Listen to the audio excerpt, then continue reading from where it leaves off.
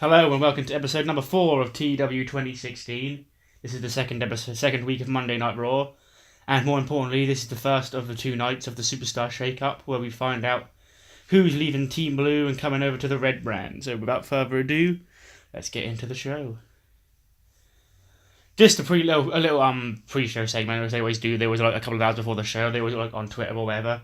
Mike Rome will be on there, and he'll announce a couple of job guys who are coming over to Raw. So in this one, he announces Ty Dillinger, Natalya, Zack Ryder, Breezango, and The Ascension. And I'm also going to turn The Ascension because I want them as a heel, but apparently only Connor is turning. Okay. The actual Monday Night Raw show starts with John Cena. Of course, we said last week he was coming out to address the crowd after what was quite frankly an embarrassing loss to The Undertaker at WrestleMania. And he comes out, and he's just saying, look, I thought I was ready to fight The Undertaker. I thought he was a washed-up veteran with a bad hip, and he beat me fair and square. He was the better man, and maybe I need to take some time away from the ring to rethink what happened here. And obviously he would just go on, John Cena doing a John Cena promo, and Triple H would interrupt him. And he'd be like, John Rugg, we didn't book time for Monday Night Raw, Rugg, for you to come out here and waste. I want you to have a match, against new member of Monday Night Raw. And John Cena's like, well, Triple H, I don't know what's more embarrassing, me getting destroyed by The Undertaker at WrestleMania or you getting beat up by a girl. And Triple H, he's not happy with this. He's like, ugh. How dare you are going to have a match right now against the first Monday Night Raw new superstar from SmackDown. And it's Baron Corbin with 100% more hair than I saw him on Raw just earlier on. Well, actually, it's Baron Corbin, so probably about 75% more hair. And him and John Cena are going to have a match right now. SummerSlam rematch from last year. Same result, probably the same length. John Cena beats him clean. And just a quick way just to get Baron Corbin on Raw because I wanted to move him to Raw from SmackDown. We then get Kurt Angle in his office, obviously reacting to John Cena's promo. And in walk the Singh brothers. And they introduce my absolute favourite wrestler in the world, Jinder Mahal, the United States champion. Not turn, gimmick change. Very good, cool. And he's like, Kurt, thank you for bringing me to Monday Night Raw. I was being held down on SmackDown. And Kurt was like, what do you mean held down? You won the WWE title, and that was more than anyone ever thought you'd do. And you're the United States champion right now, but here on Raw, because technically that belt is property of SmackDown, we are going to have you defend it right now, or later on tonight even, against a guy from Raw who will be obviously popping over to SmackDown in the shake-up. Because I don't actually mind them actually announcing some people going over to SmackDown like they did with The Miz in real life. That's actually something that they would do throughout the show, and he'd be like, Kurt, I am on Monday Night Raw, you want to keep the title on Raw, why you go to send it over to SmackDown? And Kurt's like, it's only fair to let SmackDown get a shot for their own property. And Jinder's like, well, I am the modern day Maharaja, I'll beat whoever's going to SmackDown. Then get a rematch from last week, same result, exactly the same result. Nia Jax and Emma Moon beat Mickie James and Alexa Bliss when Mickie James eats the pinfall again. It's actually on this show that will actually have a payoff for Mickie to eat the pin twice. Charlie Caruso's then backstage. He's interviewing Raw's newest tag team, the Usos, coming over to Raw, and they're like, hey, you're now on Raw. How are you going to quest? And they're like, hey, yo, Oos, we need to get our SmackDown tag titles back, Oos, and bring them to Raw. And because they actually do have the rematch, which will be at the Greatest Royal Rumble against the Bludgeon Brothers. And then in walks their big cuz, the big dog himself, Roman Reigns. And he's like, oh, it's nice to finally have some backup on the show because everyone's against me. Vince hates me, and Brock Lesnar is a part-time bitch, and he's never here. So now I've actually got my cousins and my uses here with me, and that's just they're just establishing the Usos on Raw because I don't really have a match for them in. They're just gonna have a promo. Here we go. Then we cut back to the locker room. Alexa Bliss is angry at Mickie. She's like, oh, Mickie, months ago I was calling you this washed up veteran who couldn't win the big one anymore. and I'm starting to realise that all that stuff I said about you was true. I gave you another chance. And Mickie James was like, well, when you're in the ring and I'm on the rope watching you wrestle, I can see what I said about your biscuit butt was true and all that bollocks, blah, blah, blah. And Alexa's like, I've had enough of this. And she, like, basically announces that she wants to go to SmackDown. She slaps Mickie James. So basically we just need to... Well, not this, I'll just quickly do that. Here, yeah, just, because Raw needs more faces. I just want to turn Mickie. And... I haven't set her to turn. Lovely. Okay, we'll turn her gimmick there. But she is technically a face now. Because, obviously, Alexa Bliss slapped her and called her a washed-up old hag. Tyler Dillinger then has his first match on Raw. I believe, ever, because he wasn't on Raw before the brand split. And The Miz beats him with a skull-crushing finale. And it was a nice little C- match. Tyler Dillinger's actually improving. After the match, Miz cuts a promo announcing about how he's going to win back his Continental title against Seth Rollins at the British Royal Rumble. Kurt Angle comes out, and just like real life, he announces that he had a request from Daniel Bryan over SmackDown. His last request he made as SmackDown General Manager was to bring The Miz over to SmackDown. And again, just like real life, Miz Taraj, Bodas, and Kurt Axel, they aren't actually coming with him. But Kurt says there's also one other guy on Raw who wanted to obviously say goodbye to you. And then Finn Balor comes in and drops him with, I believe, the 1916. Because he can do that and he can't stomp on him while he's standing. Just some gimmick changes again. Because everyone has a shit gimmick. Then we get, obviously, like one of those things, if you watch NXT, obviously they do them a lot. Just a video package, obviously, explaining Cassius Ohno, who he is. Like, they'd show all his old days, teaming with Cesaro in the Kings of Wrestling and going through, like, ROH and all that other stuff, like through the indies, until he they actually go into like him getting fired from NXT the first time for being too fat, and then obviously getting fatter. But in the story they tell, he'd actually work his way back into NXT. But it's just a nice little video page, obviously, for the people who don't know who he is, just to get to know him. Tag team match: Bayley and Sasha Banks defeat Absolution. Bayley defeats Sonya Deville with a Bayley to belly suplex. Because these two, obviously, they are technically still friends. They have been tension, but they are working together as a team here tonight. And then after the match, Bayley and Sasha, Bayley goes for a hug, and Sasha, she's like really hesitant, but she does actually accept it. When they are jumped from behind by Liv Morgan and Sarah Logan from the Wyatt Squad, and Ruby Riott then comes in with a steel chair. And just like they done SmackDown to Charlotte, they actually put the chair around Sasha Banks' ankle and smash it, like destroy her ankle like they did to Charlotte on SmackDown. Because again, they are the Riott Squad. And actually, obviously, just recording this after I've just watched the most recent episode of Raw, they are actually on Raw, sort of, kind of starting to do what I said. Because they did all that shit backstage. They were throwing a load of shit around and cutting that guy's tie off. And then they ripped a letter R on Bayley's chest. So that like they are actually trying to like do other stuff instead of just being heels. But for a team like called the Riott Squad, like that's not really enough, I don't feel. They've smashed Charlotte and Sasha, probably the two like top women in the company. Both their ankles are now destroyed because Ruby has smashed them with a steel chair. Just getting her over as a threat. Then we've got Tyler Dillinger backstage reveling his loss. And Zack Ryder pops on the screen. And Ty's like, oh, not really now. Now's not really the time, bro. I'm not happy. I came to Raw to reinvigorate my career. And Zack Ryder's like, oh, soon, bro.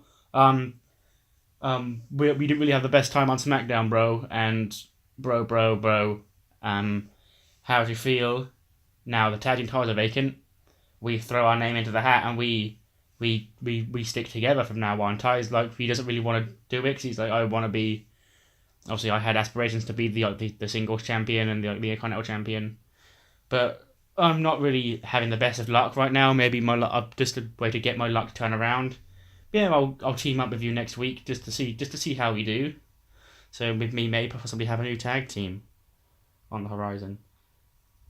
Bobby Lashley, just his promo explaining why he did what he did to Braun Strowman last week, and this one's very interesting because first thing he'd come out and say is obviously like, I'm here to make a mark. It's actually nothing personal to Braun, because I do want to keep Lashley as a face, but I want to keep Braun as a face as well. So just have this as like a face of face, like two bulls fighting each other, trying to prove who's the strongest. So Lashley would be like, yeah, it's nothing personal, but when I left, I was on the ascent because his last pay-per-view he fought John Cena for the title, and so he was actually on the rise of the ranks because he was Donald Trump's guy.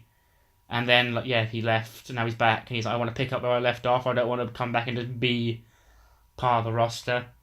I want to cement that I am the baddest bastard on Raw, and the only way to do that is by challenging who is currently the baddest bastard on Raw, that is here every week, that being Braun Strowman. But also because Bobby's not the best promo, as you've seen on Raw recently. He actually calls out Titus and Apollo, and Titus is like, last week Apollo he really got into my head and made me realise that maybe this whole Titus Worldwide thing it wasn't working out the way we should, but I knew I had a plan in my back pocket. That plan was to obviously add more members and prove that we are a real threat. So Titus has actually recruited Bobby Lashley, because Bobby Lashley does need a mic work, and Titus is actually pretty decent at that when he wants to be, ignoring that promo from Raw like a year or so ago where he was calling out Darren Young and he would just blunt some over his words. But he's better than Bobby Lashley as it is, because there's no bath turds in this promo because we don't give Bobby Lashley that much to say. Just let him know that he's here just to fight Braun, that it's not a personal vendetta against him. He just wants to prove he's still got it and he's still a tough bastard.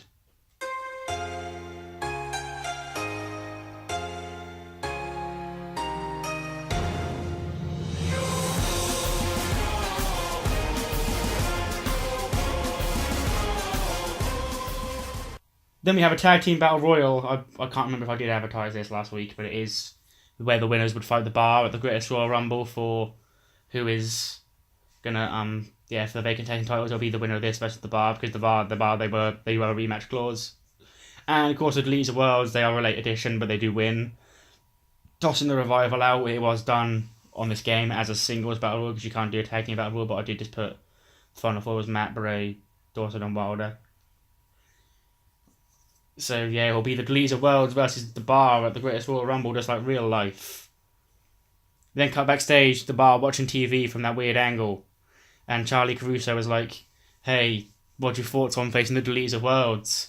And Sheamus is like, "Oh, those guys, they think they're all funny getting into mind games, fella, but we're a real tag team. We ain't no freak show like those two clowns, because we don't set the bar, we are the bar, blah blah blah."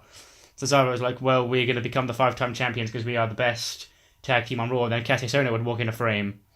And he's like, he's talking to Cesaro, and he's like, "Atar, I thought you were the greatest tag team wrestler alive. A greatest tag team wrestler like you should have no problem being a thrown together tag team of two singles wrestlers." Cesaro's like, well, we won't. Sheamus was like, "Why don't you back off, fella? This guy, he's my partner now. He's not going to get back to you because you're just a chubby loser, fella." And Cassius is like, well, we'll see. Obviously implying that he's not sure about the Bar, and he feels him and Cesaro should be the tag team. Jinder comes back out because, and he's Kurt Angle said I have to defend my United States title against a guy from Monday Night Raw who will be shaken up to SmackDown, and he's like, "Well, I don't want to waste any time. Who wants a piece of the Maharaja?" And Jeff Hardy comes out because, like real life, I wanted Jeff Hardy to come out and beat Jinder for the belt. Spoiler, yeah, that happens because Jinder ain't winning anything in this save. Especially when he's on the mod, he's a main eventer, but he's scoring a 48, and Jeff Hardy's a mid-carder who's scoring a 53. I don't know what that says about Jinder. Well, I do. It's realistic. Finally, Jeff Hardy, because he had a shit gimmick like everyone else. Jinder did as well, but I'm not bothered. We then get... It's another one of those phone... Like, the phone promos, the way they do them on actual TV, they are very forced, and I don't feel they work very well, but I do feel like there is, like, a way you can execute them. Like, obviously, TJP filming himself in his house. And Kevin Owens and Sami Zayn last week filmed themselves because they were fired. And we'd have one here from Charlotte, where she's in a local medical facility being treated for her bludgeoned ankle, just announcing, because Ruby, Liv and Sarah are now on Raw, saying that she also is now coming to Raw, and that she's not going to forget what the Riot Squad did to her ankle, and that when she comes back, she'll prove that she's still the top girl and woo and all that. And then it would fade away, and then it would cut to, obviously, a shot in the doctor's room of the doctors attending to Sasha Banks' ankle, because she got her ankle smashed as well, and they were like, feeling to see if it was broken and all that. Bayley would walk in, she'd be like, oh my god, I didn't see them coming in, I swear this wasn't a setup, I'm sorry, I'm still your best friend. And Sasha just turns to her, she's like, just leave, I don't want to talk to you. So there's still a bit of tension here. Sasha obviously not feeling Bayley's sincere.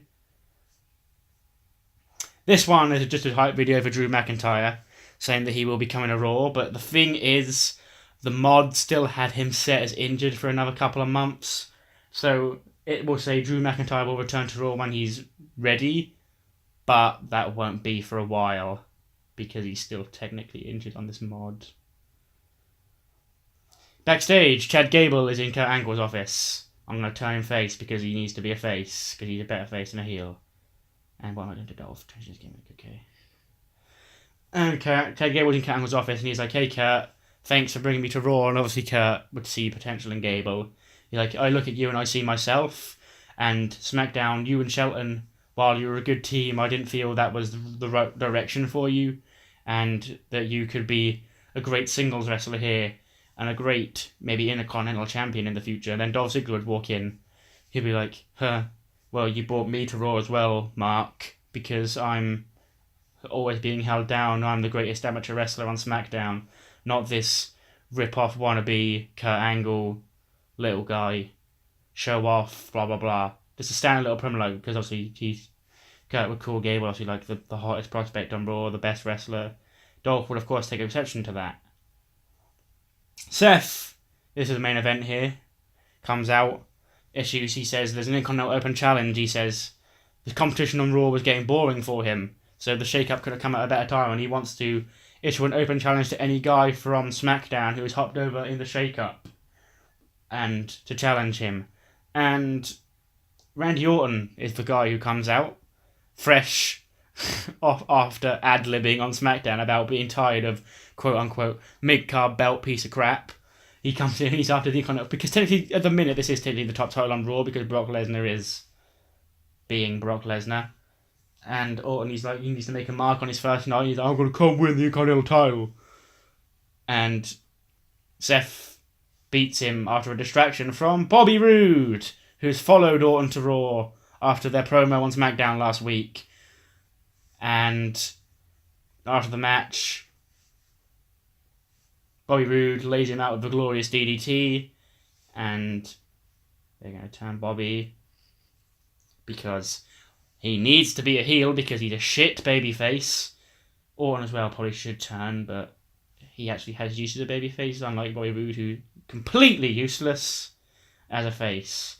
So he just lays Orton out, cementing him as a new heel now on Raw, and that is the end of the show, and it scores B-, actually okay for a show this early on in a save. So that is day one of the Superstar Shake-Up. Let me know what you think of the changes I made, and let's see who, other than The Miz and Jeff Hardy, will be hopping over to SmackDown tomorrow.